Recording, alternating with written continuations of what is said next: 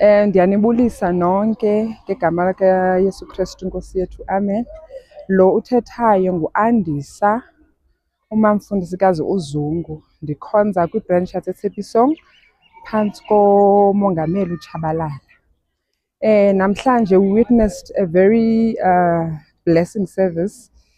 Sicelebrate imini yozalwa kagogo ona 103 years.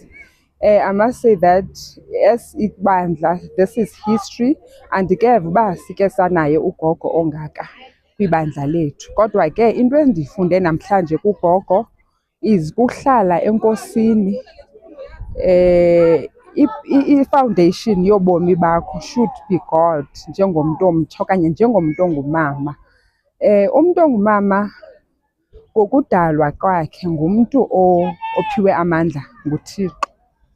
Woba akhe ikhaya, akhulise abantwana, asapote umyeni wakhe. Thina ke singabafundisikazi, umsebenzi wethu kuba masiseke abayeni bethu.